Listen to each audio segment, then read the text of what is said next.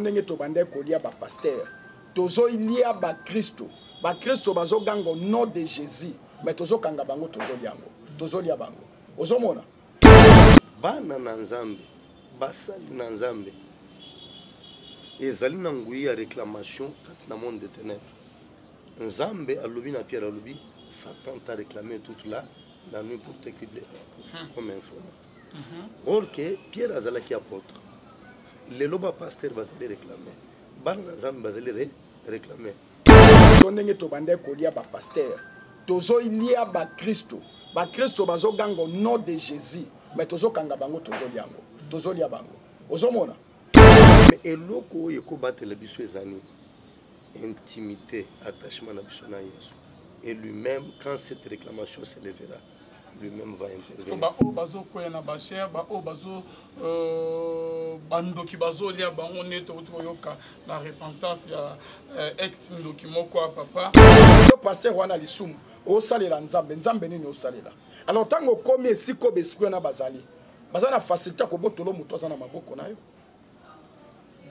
bana facilité pe ya komema yo moko pe pasteur o sala ngo pe okoya koka neto bande kolia ba pasteur na ba Christo toi na témoignage pasteur o bakoya bakufa na ba pasteur ndoki awutu ko tubela ke balia ba pasteur ebele na ndenge balia bango bazo samina ba grande église mais to soki boyi ki ba témoignage ya bande ko ebele bandoki plutôt ebele balobaka boyi tango atangi kombo na Yesu na monde de ténèbres bango nyonso bakoya ki même Lucifer akwe yaki pourquoi Shalom, bien-aimés dans le Seigneur, un grand merci na bino bozo na biso de partout, bonzambe na bonzambe lola yezo futa simana to ya kolobake nzamba boto koye wapi na mansa zo sa biso. Merci na pasteur Feza Misia la bouche autorisée de l'Éternel depuis Zurich na filo muko ya motema bivens de homo depuis Londres na maman Gisèle Lukelo motema papa Emmanuel na Boston maman Mami Mbunga motema papa Blaise Mbunga nzamba lola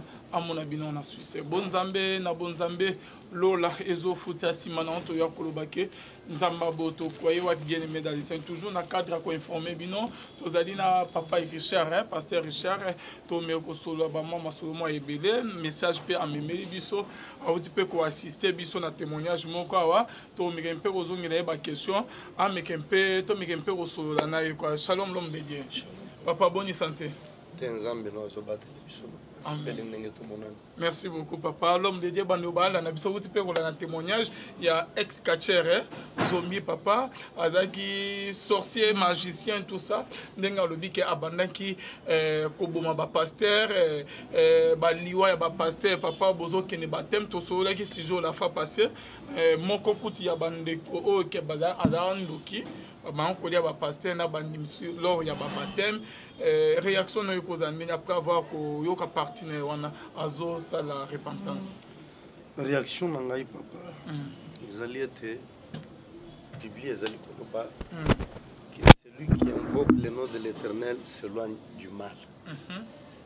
C'est que muto atangaka kombo na Yesu muto akendaka église a s'éloigner na lisumu parce que lisumu ekabolaka mutu na nzambe et soki mutu akaboni na nzambe Satan a commis un privilège pour détruire avec beaucoup de facilité. C'est ainsi que tout le monde est local dans l'église et belé à batu bazo sambela muke bazo pambola et belé à batu bazo sambela muke bazo bala muke bazo bota muke bazo zomisala muke bazo kendeli boso. Pourquoi? Parce qu'un plus grand nombre va kangami na vie à péché papa et ils ne peuvent pas être bénis par Dieu parce que dans Isaïe 59 Nzamba zali koloba ma main n'est pas courte. Le bok na Nzamba zala comme c'était et comme ka place muto azali même na Nzamba. Vous comprenez? Il y a un autre but aux là quiconque invoquera le nom de l'Éternel sera sauvé. C'est que dans village place aux ali où invoquer Nzamba le bok na Nzamba ko kita comme place aux ali. Ceux qui ont besoin de guérison le bok na Nzamba ko bikisa yo. Ceux qui ont bitumba loboko na nzambe ko pundela yo loboko na nzambe ko pambulo subezali besoin na bénédiction loboko na nzambe ko kangola yo soki okangami na se ya boumbu ya Satan. Mais c'est le péché qui donne l'occasion à l'ennemi d'opérer même quand c'est l'église ensemble. Na kati ya église, or que Bible ezoba que celui qui est en eux est plus fort de celui qui est dans le monde. Papa komona ke ndoki kotubela ke alia ba pasteur aboma ba pasteur lors ya ba baptême na bandina ba pasteur ba kufa ba pasteur muso en pleine cuite ba beti ba flèche papa akoya kufi ndoki azo confesser kolia pasteur papa en plein service ya kibonzambe. Donc ezo comme ça biso ne Bible ezoba que celui qui est en moi est plus fort de celui qui est dans le monde. Nous avons pas mbolo papa parce que on va nous tourner na ko invoquer un verset biblique très très important. Oyebi ke tukindaka na église. Église ezanda kuna na Nzambe. Mais Nzambe avandaka na église. Mais kombo ya Nzambe nde habitaka na église. Vous allez comprendre papa. Église ezali ndako ya mabondeli. Mais Nzambe avandaka kati na motema na mutu. C'est ainsi que le c'est lui qui est là. Mais tant qu'on a aucune église, à moi il n'y a personne. Nous sommes dans Jérusalem. C'est facile donc il y a et ça problème il y a force contre force. Quand on a ndoki Satan ande azali. Yo moto yumbangi mona na Nzambe il faut que na Nzambe azali. Et quand force na force c'est que bana kukutana. Quand on a force ya Satan, quand on a force ya Nzambe ndé kolonga katina yo c'est ainsi que ndoki abosolo yo moto.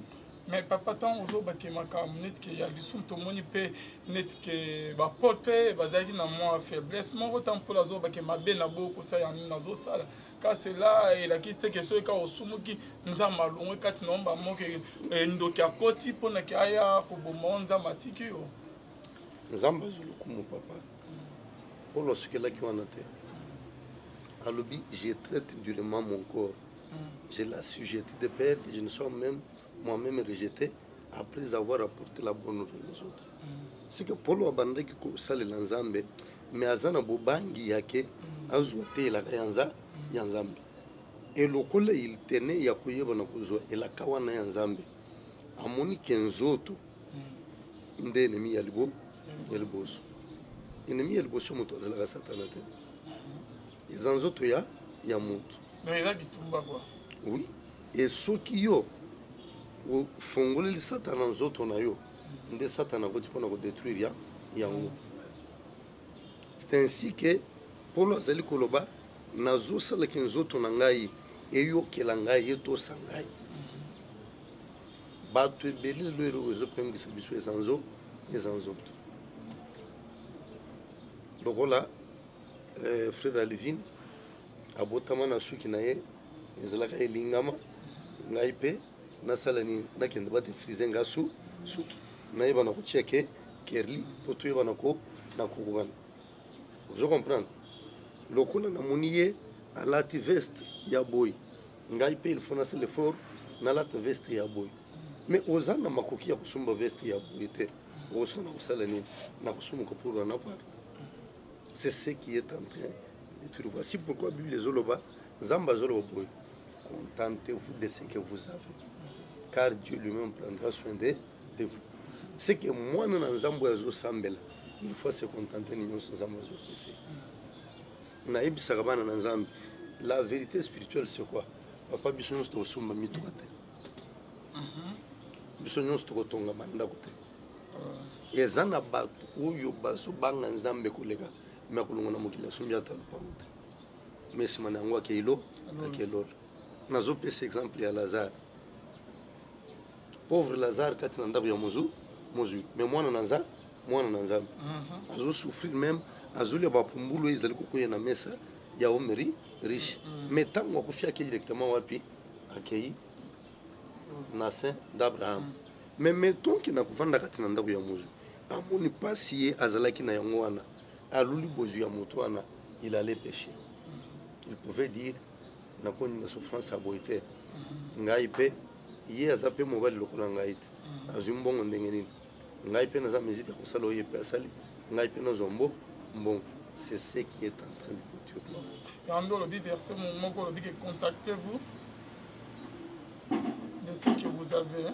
Contentez-vous de ce que vous avez car Dieu lui-même prendra soin de vous. Mais comme il y a comment net qui n'a pas chrétien aza awa mais azo raisonner déjà lobi na il faut na sala bo pona avenir na bana nanga akoti banzela mo bo pona ka ke pour survivre quoi te yeso zo pekisa alobi mutu ngisa pona lobi te parce que lobi yango moko et comprendre soin na yango et bible ba kisi pona ko yeba na koloba ete bana ya satana babi makatreto le matin bazonga tardivement pona ko lieli pa ya passe mais pona bana na nzambe apesaka bango lipa tango bazali ya kola sika mwana nzambe ko mitungisa pona lobi te mwana na nzambe kangama na nzambe tango yo kolala butu wana nzambe ayebi mbongo ya bushi pona yo lobi nzambe ayebi nzela oye akofungulila yo lobi nzambe ayebi bolamu ya kosalela yo lobi mais soki yo bandi kosalela makasi no papa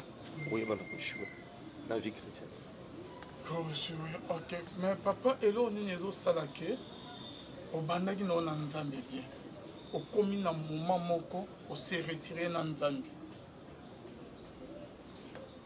nzambe na lola zolo comme papa mutu na ezali mani il y a des choses eloko ya liboso moto andimelaki nzambe te maseretovaki kati na église parce que bato ebeli le toza na bango na église ebeli bandimeli na bango nyonso ozo comprendre baye nde koluka loboko na nzambe me baye koluka elongi na nzambe.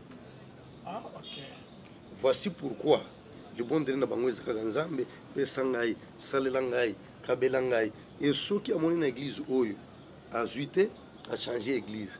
Pourquoi? Parce que azoluka elongi na nzambe te azoluka loboko na nzambe esalela ye e lokola azoluka elongi na nzambe te ntango loboko na nzambe ekosalela ye aza besoin na elongi na nzambe lisusu te akomona oyo azwi nde akomi mutuya après apesi nzambe mokolo. Et la deuxième chose eza nini bana na nzambe basali na nzambe ezali na ngui ya réclamation kati na monde de ténèbres. Nzambe alobi na Pierre alobi Satan t'a réclamé toute la nuit pour te cribler comme informant. Or que Pierre azalaki apôtre lelo ba pasteur bazali réclamer bana na nzambe bazali réclamer mais eloko oyo ekobatela biso ezani intimité attachement na biso na Yesu et lui-même quand cette réclamation s'élèvera lui-même va intervenir. Ba bazo koyana ba cher ba bazo bandoki bazo lia bango neto yoka la repentance ya ex ndoki moko papa bazana nzambe te nzambe atika bango malgré que babana ko sami bazana nzambe te. Je pense que na répondre na mutu na autrefois papa tozana type ya batu misatu kati na Biblia na 1 Corinthiens chapitre 2 na chapitre 3 tozana homme spirituel tozana homme animal tozana homme charnel. Homme animal eza mutu oyo aza na nzambe kati na yete ako se retrouver kati na église mais lokola nzambe aza kati na yete c'est un homme animal. Et tout nando ki nyonso akoyebi soke potoli yo moto tobongolaka ya kominta ce n'est que normal parce que aza na nzambe. Mais homme charnel aza moto ya ndimeli Yesu mais cependant ndimeli Yesu lokola sauveur non comme Seigneur.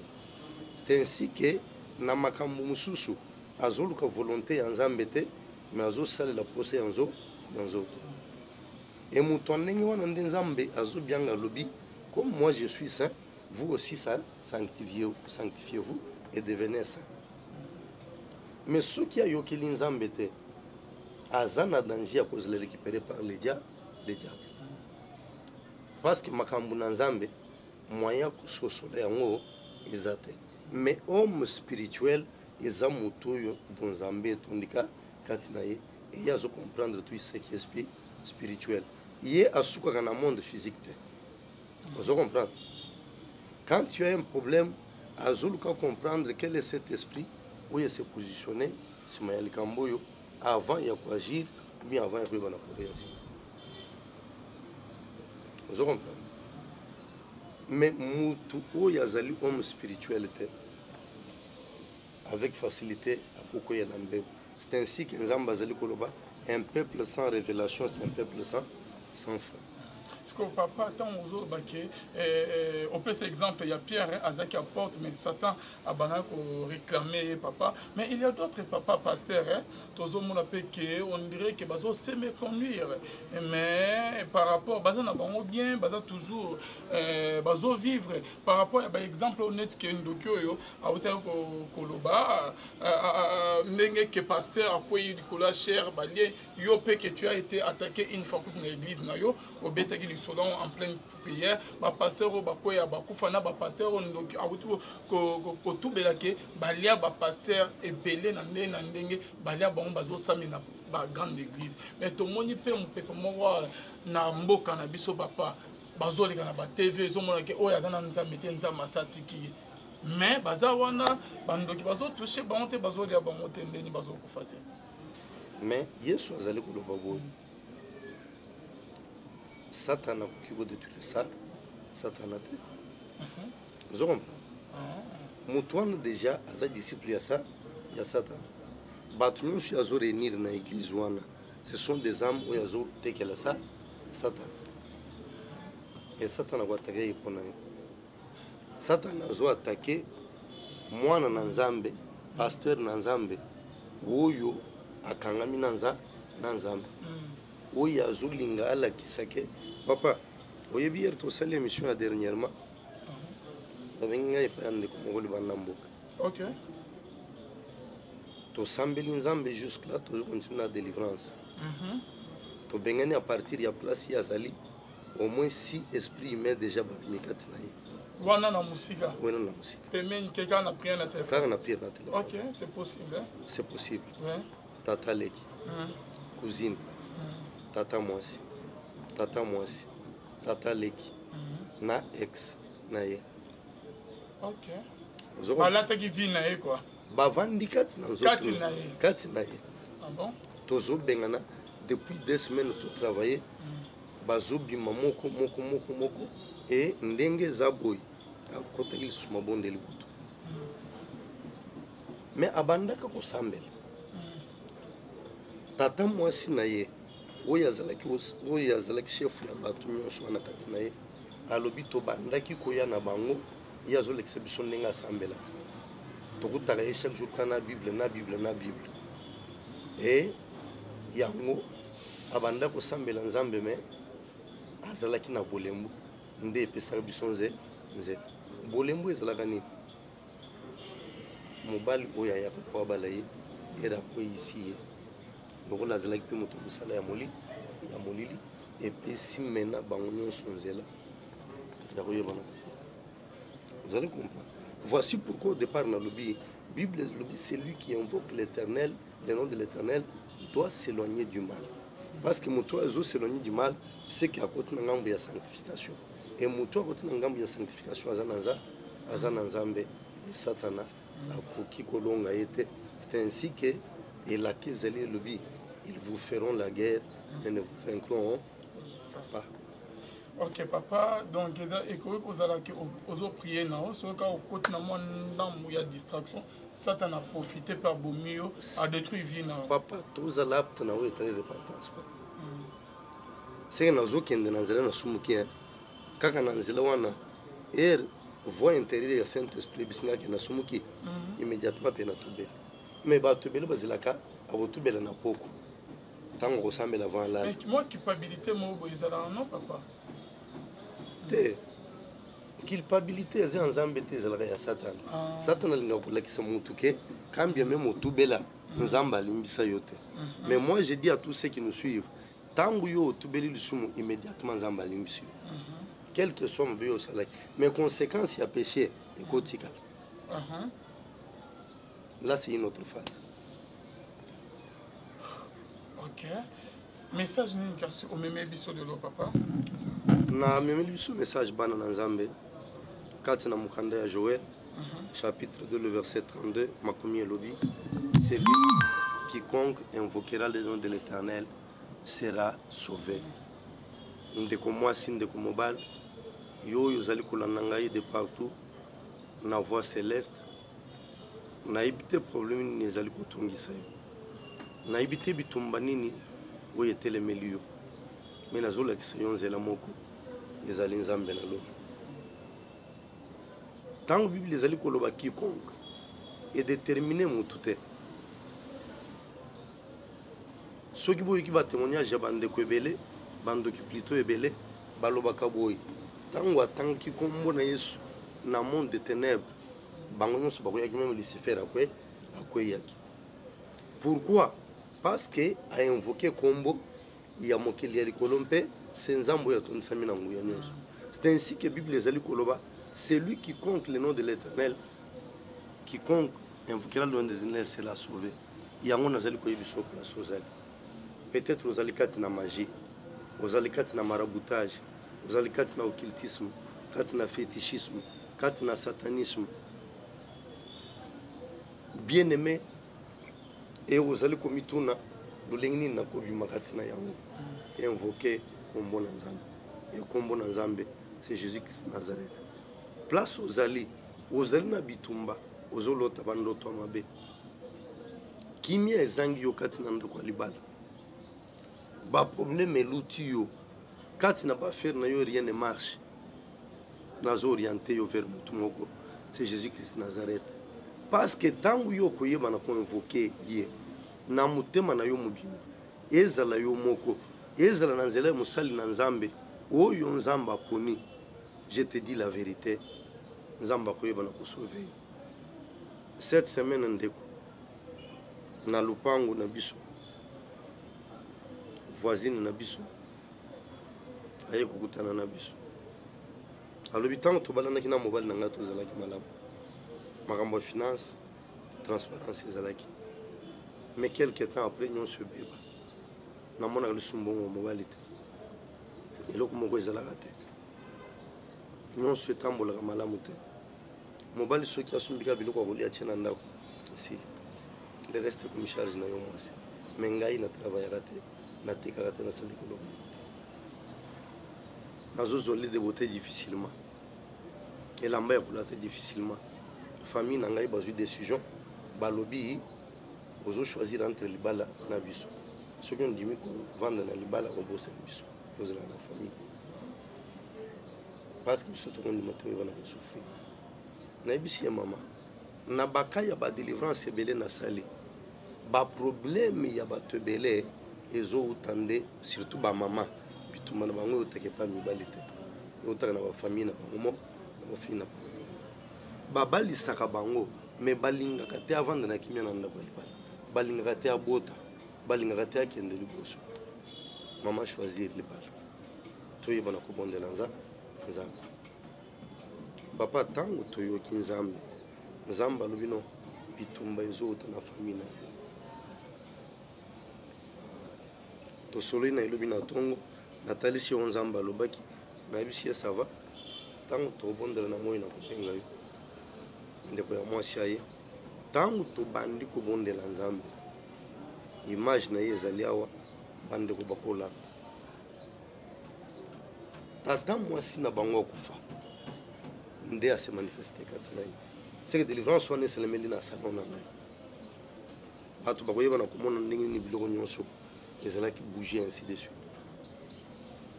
e tata mwasi azoloba nini alobi nga mutu nakanga oyo ezali vi na ye azalaki mutu makasi azalaki mapeka me azalaki mutu makasi na mapeka azosambela me nini epesi tata mwasi nzela ya kokota okendaka eglize ozalaka mutu makasi ozalaka mapeka lolendo wana ekotisi tata mwasi ngai mutu na bloka mabota na ye asukelaka na mwana moko ngai mutu nasalaki mobali na ye alinga ye te mobali na ye asokipe na ye te mobali na ye asepela na ye te parce que ye ndenge eza wana tosalaka ke ye akovanda na ndako ya libala te ye afali azala mwasi oyo azobota de gauche à droite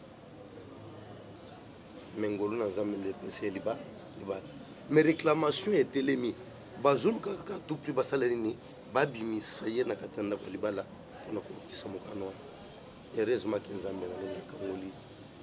C'est pour vous dire que tangu mutu azososola ke problème oyo naza nango soki nakeye epai na nzambe akopesanga solution nzambe akopesa solution nazo biso une chose oyo azali koyikamela moto akoyeba na koyokisa masoni parce que moto azali limité dans l'espace et dans le temps lokola moto azali limité dans l'espace et dans le temps c'est que moto azali limité dans tout mais il y a quelqu'un qui est le maître de temps et des circonstances c'est que ye nde akiliaka bacirconstance favorable mpona kochange oyo ezali cours ya vie ya moto azali maître ya temps akorécupere temps oyo satana atie po adétruire vie na yo ya récupere temps wana mpona koyeba na kobongisa vie na yo mais une chose ezali nini oyeba na koluka elongi na ye nzambe na lola ayeba na kopambola bipai ozwami outi koyoka biso bien aimé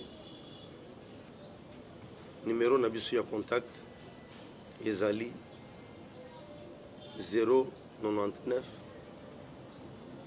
26 50 252 eyo oyo ezali banda ya mboka olongoli 0 otie plus 243 plus 2 4 3 obakisi 9 9 2 6 5 0 2 5 2 et ce numéro ezali sur WhatsApp okobenga biso pour des conseils okobenga biso pour la prière et nous allons prier l'Éternel.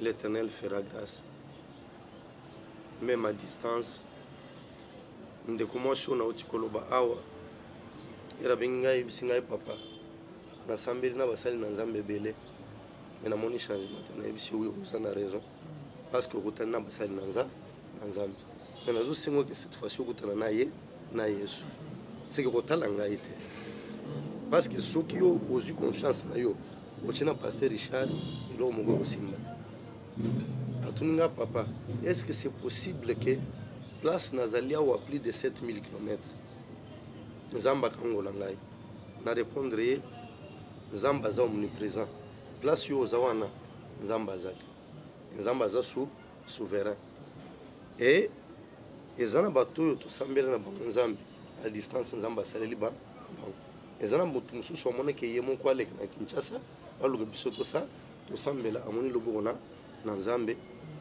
et eloko nga na biso ezaka kobosana ngai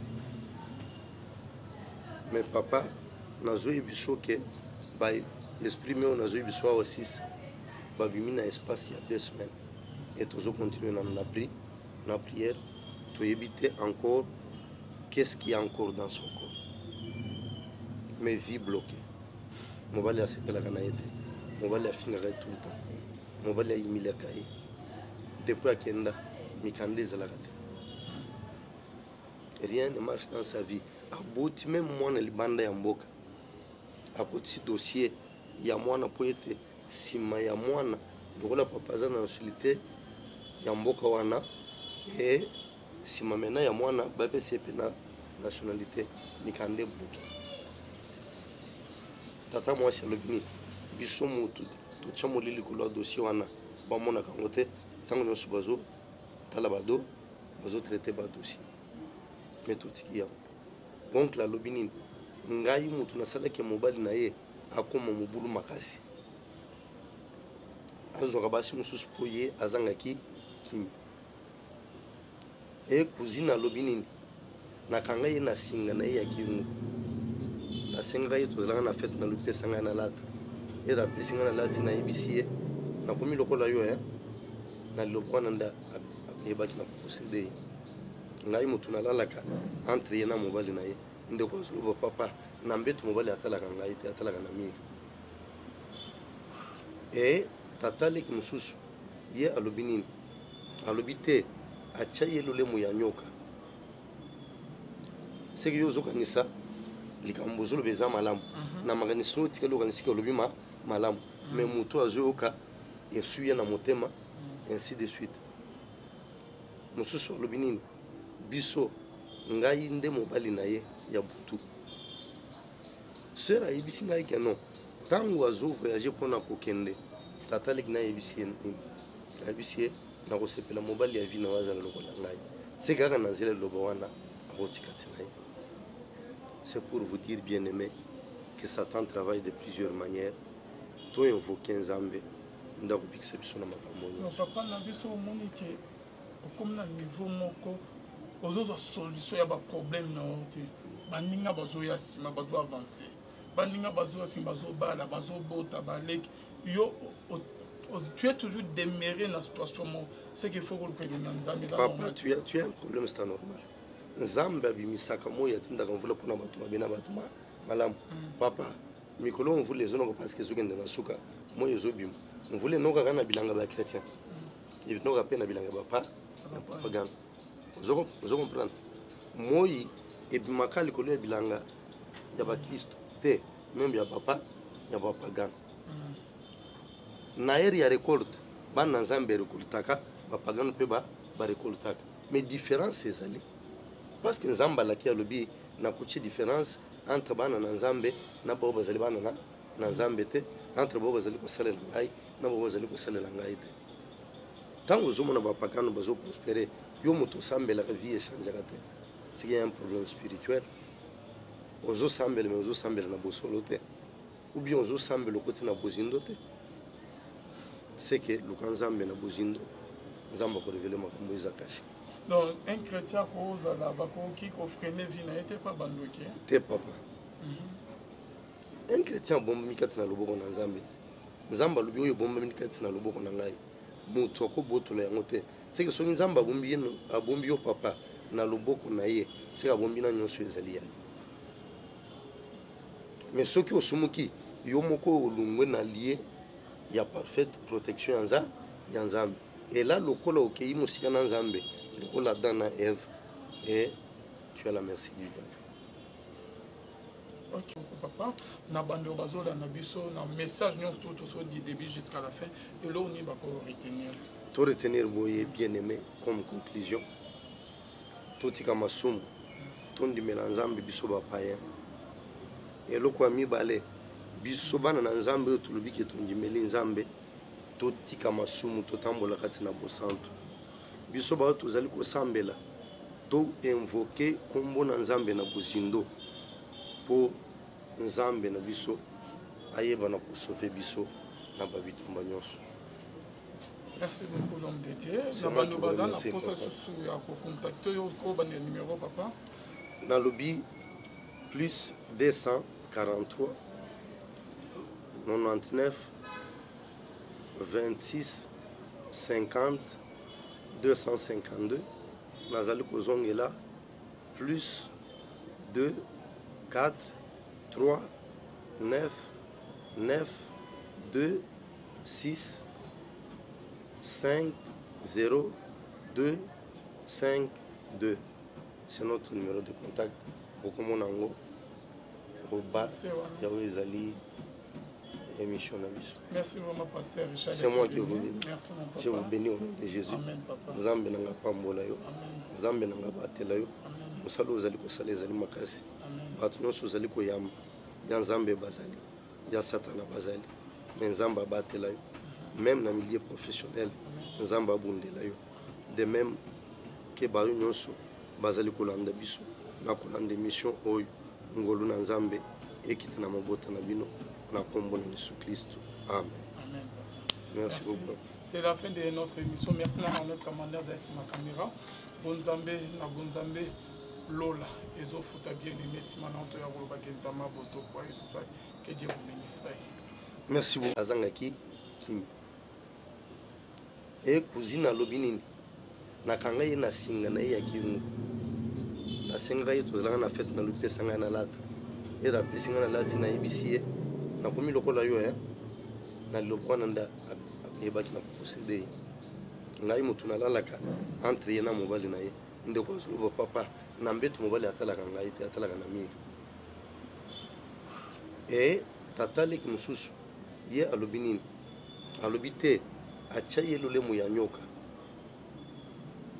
seki yo zokanisa likambo zolo beza malamu na maganiso tikalo kanisika alobi malamu mais mutu azoyoka esuya na motema ainsi de suite mususu alobi nini biso ngai nde mobali na ye ya butu sera yebisi ngai ke non ntango azo voyage mpona kokende tataleki na yebisi ye nini na bisie na kosepela mobali ya vie na wazala lokola ngai c'est kaka na nzela loba wana akotikati na ye. C'est pour vous dire bien aimé que Satan travaille de plusieurs manières. To invoquer Nzambe ndako bikisa biso na makambo nyonso. Papa na biso omoni ke comme na niveau moko ozoza solution ya ba problème na ote baninga bazoya sima bazo avancer baninga bazoya sima bazo bala bazo bota balek yo tu es toujours demeuré dans la situation c'est qu'il faut que le Nzambe papa tu as un problème, c'est normal. Nzambe abimisaka moya tindaka mvula pona bato mabena bato malamu papa mikolo mvula ezo parce que zokende na suka moya ezobima mvula noka kana bilanga ba chrétien et noka pena bilanga ba papa gana ozo comprendre moyi ebimaka likolo ya bilanga ya ba Kristo te même ya papa ya papa gana na eri ya récolte bana Nzambe récoltaka papa gana pe ba récoltaka mais différence ezali parce que Nzamba la kia lobi na kuchi différence entre bana na Nzambe na bo bazali bana na Nzambe te entre bo bazali ko salela ngai na bo bazali ko salela ngai te tango zomo na bapakano bazo prospérer yo moto sambela ka vie échange ka te c'est qu'il y a un problème spirituel ozo sambela mais ozo sambela na bosolo te ou bien ozo sambela ko tina bozindo te c'est que le Nzambe na bozindo Nzamba ko révéler makambo ezakashi. Donc, un chrétien qui a freiné vie n'était pas bandoké. T'es papa. Un chrétien bombe mikati na loboko na Nzambe. Nzamba lobi oyo bombe mikati na loboko na ngai. Mutu ko botola yango te. C'est que so Nzamba bombi yeno abombi yo papa na loboko na ye. C'est ka bombi na nyonso ezali ya. Mais soki osumuki yo moko olungwe na lié ya parfaite protection ya Nzambe. Et là lokola okei musika na Nzambe. La Dana Ève et tu as la merci du Dieu. Ok, papa. Na bando bazola na biso na message nous tout du début jusqu'à la fin et là on y va pour retenir. Tout retenir boye bien aimé comme conclusion. Tout tika masumu. Tout ndi melanzambe biso ba païen.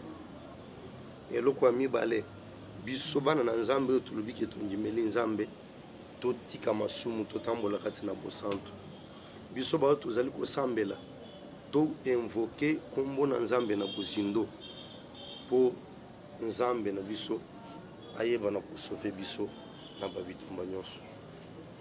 Merci beaucoup l'homme de Dieu. Na bando bana na posa susu ya ko contacter yo ko ba numéro papa na lobi plus 243 99 26 50 252 Nazali Kozongela plus 2 4 3 9 9 2 6 5 0 2 5 2.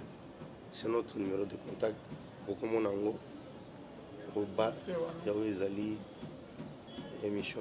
Merci vraiment, pasteur Richard. C'est moi qui vous bénis. Merci, mon papa. Je vous bénis au nom de Jésus. Amen, papa. Zambe nanga pambola yo. Zambe nanga batela yo. Musalo ozali ko sala ezali makasi. Batu nyonso ozali ko yamba. Ya Nzambe bazali. Ya Satana bazali. Mais Nzamba batela yo. Même dans le milieu professionnel, Nzamba abundela yo. De même que bayo nyonso bazali ko landa biso. Na ko landa mission oyo ngolu na Nzambe ekita na mabota na bino. Na kombo na Jésus Christ. Amen. Amen. Merci beaucoup. C'est la fin de notre émission. Merci à notre commandeur Zaïsima Caméra. Bonzambe, na Bonzambe, Lola, Ezo Fouta bien aimé, Simon Antoya Roba Genzama, Boto, que Dieu vous bénisse. Merci beaucoup.